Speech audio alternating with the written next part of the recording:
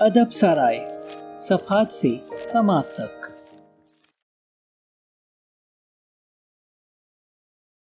अब तक के साथ और ताउन का शुक्रिया। मजीद ताउन के मुंतजर। अदब सराय। अदब सराय अना ही दुश्मन है। पार्ट 3। गुफ्तगू गुफ्तगू गुफ्तगू। जो जानते हैं वो बोलते नहीं, जो बोलते हैं वो जानते नहीं।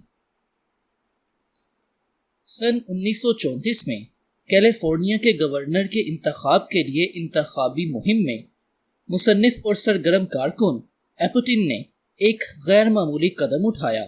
इलेक्शन से पहले इसने एक मुख्तसर किताबचा जिसका उन्वान मैं कैलिफोर्निया का गवर्नर और मैंने कैसे गुर्बत ख़त्म की शाया किया, जिसमें इसने ज़माना माजी में इन पॉलिसियों को बयान किया जिनको इसने बहैसियत गवर्नर के अमली तौर पर इख्तियार किया था। इस वक्त तक वो ओहदा नहीं जीता था। ये गैर रिवायती इंतखाबी मुहिम जोई थी। एप्यूटिन इस बैरम से बदतरीन असासा चाहता था। बहैसियत मुसन्निफ के वो जानता था वो अवाम से इस कदर राब्ता नहीं कर सकता था जिस तरह दूसरे कर सकते थे। अब प्यूटिन की इंतखाबी मुहिम बहुत मुख्तसर और बमुश्किल अच्छी हालत में थी जब किताब शाया हुई, लेकिन मुशाहिदीन ने इस फौरी असर पर तवज्जो दी जो वो इस वक्त रखती थी। इसका असर वोटरों पर नहीं बल्कि प्यूटिन पर बजाते खुद था, जिसे केरे मैकोलम ने बाद में अपने दोस्त की गवर्नरी के बारे में लिखा। पुतिन ने न सिर्फ इदराक कर लिया था कि इसे शिकस्त होगी, लेकिन किसी तरह इसे नजर आया था, इसलिए वो इंतखाबी मुहिम में दिलचस्पी खत्म कर चुका था। अपने इस वाज़ेह तसव्वुर में इसने ऐसे किरदार अदा किया जैसे वो कैलिफोर्निया का गवर्नर है, इसलिए हकीकी जिंदगी में इस पर अमल करने के लिए क्यों परेशान हो। किताब कसीर तादाद में फरोख्त हुई। इंतखाबी मुहिम नाकाम हुई। पुतिन तकरीबन 2.5 लाख कुल का 10% से जायद वोटों से हारा। वो कतई तौर पर जदीद इलेक्शन में तबाह कर दिया गया। ये वाज़िया था कि क्या होगा। इसकी गुफ्तगू इसकी इंतखाबी मुहिम से काफ़ी आगे थी और इस पल के फासले को पाटने की ख्वाहिश बर्बाद हो गई। अक्सर सियासतदान इस तरह की किताबें नहीं लिखते, लेकिन वो ऐसी इंतखाबी मुहिम में आगे होते हैं। ये एक तरगीब थी जो हर एक के लिए वजूद रखती थी। गुफ्तगू करें और इसे अमल का बड़ा मुतबादिल बनाएं। खाली मतन का डब्बा। आपके जहन में क्या है? फेसबुक कहती है नई ट्वीट बनाएं। ट्विटर इशारा करता है। Tumbler, LinkedIn. हमारा इनबॉक्स हमारे आईफोन मजमून के तले में तबसरे का शोबा जिसे आपने अभी पढ़ा था। सादा जगहें इल्तजा करती हैं कि उन्हें ख्यालात, फोटोओं, कहानियों और जो हम करने जा रहे हैं इस तरह की मुतअद्दिद अशिया से भर दिया जाए। हम क्या वकूअ पज़ीर होने की उम्मीद करते हैं।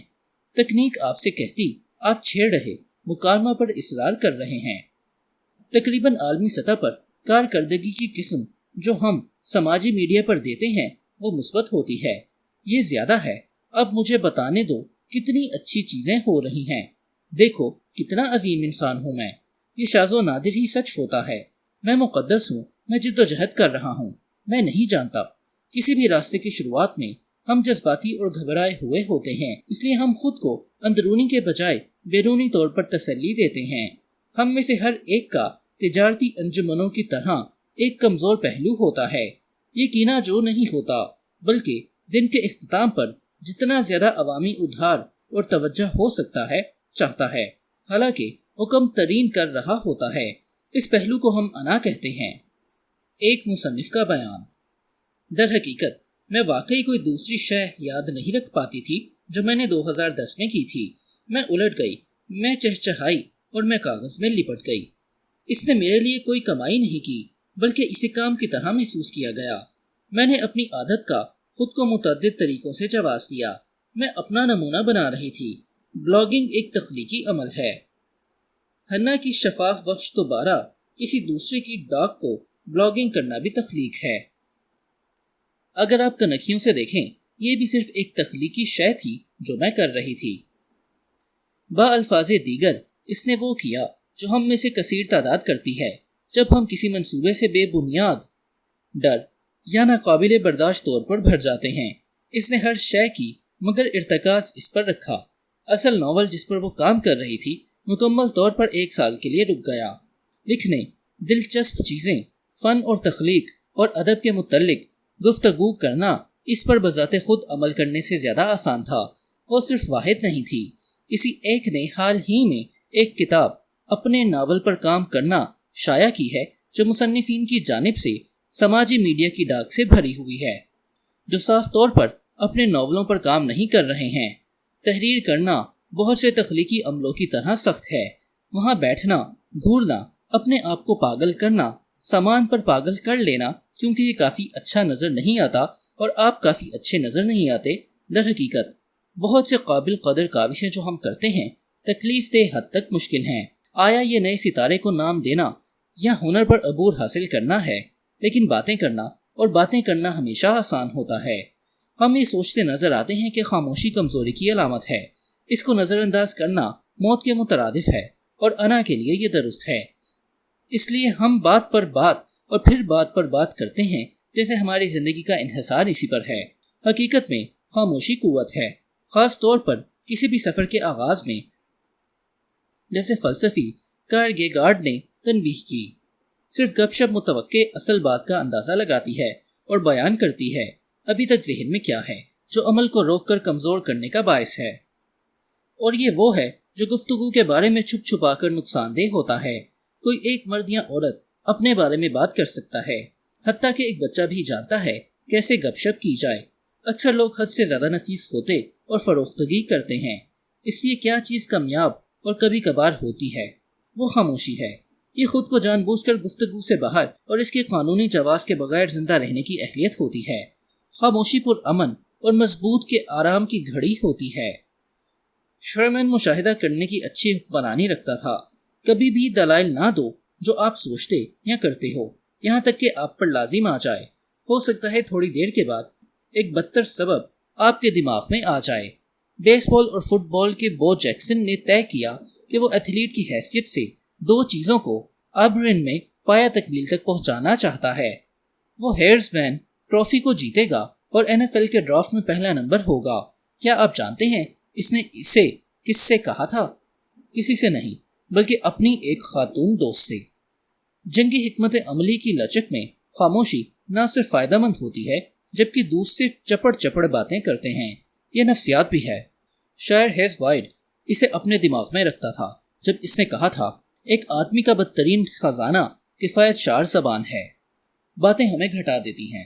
گفتگو اور کام ایک جیسے وسائل کے لیے جنگ کرتے ہیں۔ تحقیق بتاتی ہے جبکہ مقصد کا تصور اہم ہوتا ہے۔ خاص نقطے کے بعد ہمارا دماغ حقیقی ترقی کو پریشان کرنا شروع کرتا ہے۔ ایسی ہی بات زبانی بات چیت کی ہے، حتیٰ کہ بلند آواز سے خود سے گفتگو کرنا جبکہ ہم مشکل مسائل کے کاموں کو سر انجام دے رہے ہوں۔ اس نے دکھایا ہے کہ یہ قابل ذکر حد تک ہماری بصیرت اور راستہ بنانے کی اہلیت کو کم کر دیتا ہے۔ بہت زیادہ وقت سوچنے، وضاحت کرنے اور محفوظہ کام کرنے کے بارے میں باتوں میں صرف کرنے کے بعد ہم یہ محسوس کرنا شروع کرتے ہیں کہ ہم اس کو حاصل کرنے کے قریب ہیں، یا بدتر جب اشیاء سخت ہو جائیں ہم محسوس کرتے ہیں ہم پورے منصوبے کو بے پرواہی سے ایک جانب پھینک دیں کیونکہ ہم نے اس کے لیے اپنی بہترین کوشش کی، اگرچہ بلا شبہ ہم وہ نہیں رکھتے تھے۔ جتنا مشکل محفوظہ کام ہوتا ہے اتنا ہی زیادہ غیر یقینی اس کا نتیجہ ہوتا ہے۔ جتنی زیادہ قیمتی گفتگو ہوگی اتنا ہی زیادہ دور ہم اپنے حقیقی احتساب سے ہو جائیں گے۔ یہ ہماری توانائی کا مایوسی کے عالم میں اڑک نچوڑ لیتی ہے جس کی تسخیر کرنے کی ضرورت ہوتی ہے۔ اس کو سٹیون پریس فیلڈ مزاحمت کہتا ہے۔ رکاوٹ جو ہمارے اور تخلیقی اظہار کے درمیان کھڑی ہوتی ہے، کامیابی ہماری کوششوں کا مکمل 100% چاہتی ہے اور گفتگو تیزی سے اس کے جزو سے دور گزر جاتی ہے۔ اس سے پہلے کہ اسے استعمال کریں ہم میں سے کثیر اس لالچ کا شکار ہو جاتے ہیں، خاص طور پر جب ہم خود کو گھیرے یا دباؤ میں ہونے یا بہت زیادہ کام کرنے کا احساس دلاتے ہیں۔ ہماری تعمیری دور میں مزاحمت مسلسل بے چینی کا ذریعہ ہوگی۔ گفتگو اپنے آپ کو باتیں کرتا ہوا سننا، ایک سامع کے لیے سر انجام دینا تقریباً علاج کی طرح ہے۔ میں 4 گھنٹے اس کے بارے میں گفتگو کرتے گزار سکتا ہوں، کیا یہ کسی شمار میں نہیں آئے گا؟ جواب نہیں ہے۔ عظیم کام کو سر انجام دینا جد و جہد ہے، یہ نکاسی کرتا ہے، یہ قوت مقابلہ کو کم کرتا ہے۔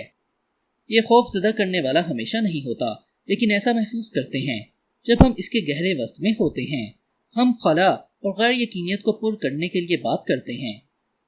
خلا، میرین براؤن، ایک خاموش اداکار، اگر وہاں کبھی بھی کوئی تھا، نے ایک مرتبہ کہا، اکثر لوگوں کو دہشت زدہ کر دینے والا ہے۔ یہ تقریباً ایسا ہے جیسے ہم خاموشی کے ذریعے حملہ یا اس کی مزاحمت کا سامنا کیے گئے ہوں، خاص طور پر جب ہم کو ہماری انا نے ہم سے جھوٹ بولنے کی سالوں تک اجازت دی ہو، جو ایک سبب کی وجہ سے اتنی زیادہ ضرر رساں ہے۔ عظیم ترین کام اور فن خلا کے ساتھ کشتی لڑنے آ جاتا ہے، اس کا سامنا کرتا ہے، بجائے اس کے وہ اسے گھٹنوں کے بل چل کر دور جانے کا کہے۔ سوال یہ ہے، جب وہ آپ کے خاص چیلنج کا مقابلہ کرتا ہے، چاہے وہ نئے میدان میں تحقیق، کاروبار کا آغاز، فلم کو بنانے، مشفق کی حفاظت کرنا، ایک اہم سبق کے لیے آگے بڑھنے کا معاملہ ہو، کیا آپ گفتگو کو آرام کی گھڑی کے لیے تلاش کریں گے یا آپ جد و جہد کا سامنے آ کر مقابلہ کریں گے؟ اس کے بارے میں سوچیں۔ ایک نسل کی آواز بذات خود کو ایسا نہیں پکارتی۔ در حقیقت جب آپ اس کے بارے میں سوچتے ہیں، آپ فوری ادراک کرتے ہیں کیسے یہ معمولی آوازیں باتیں کرتی نظر آتی ہیں۔ یہ ایک گیت، ایک تقریر، ایک کتاب ہے۔ کام کا حجم ہلکا ہو سکتا ہے، لیکن اس کے اندر جو ہے وہ مرتکز اور ٹکر لینے والا ہے۔ وہ خاموشی سے کونے میں کام کرتے ہیں، وہ اپنے اندرونی انتشار کو پیداوار میں تبدیل کرتے اور آخرکار ساکت ہو جاتے ہیں۔ عمل کرنے سے پہلے وہ شناخت کی تلاش کا جذبہ نظر انداز کرتے ہیں۔ وہ زیادہ باتیں نہیں کرتے یا دوسروں کے احساس کی باہر عوام میں پرواہ نہیں کرتے، اور دن کی روشنی میں لطف اندوز ہوتے اور کسی حد تک معاہدے میں بدتر اختتام کرتے ہیں۔ وہ کوئی شے کرنے میں بہت مصروف ہوتے ہیں، وہ صرف ضرورت کے وقت بات کرتے ہیں۔ یہ کمائی ہوتی ہے۔ کام اور چپڑ چپڑ گفتگو میں واحد تعلق ایک دوسرے کو قتل کرنا ہے۔ ہر ایک دوسرے کو دوسروں کی پشت پر سوار ہونے دو، جبکہ آپ لیبارٹری میں یا جم میں مصروف یا فٹ پاتھ کو کچل رہے ہوتے ہیں۔ اس سوراخ کو بند کریں جو ایک آپ کے بالکل چہرے کے وسط میں ہے، جو آپ کی حیات بخش قوت کی نکاسی کر سکتا ہے۔ دیکھو جو ہوتا ہے، دیکھو آپ کتنا بدتر حاصل کرتے ہو۔ ادب سرائے۔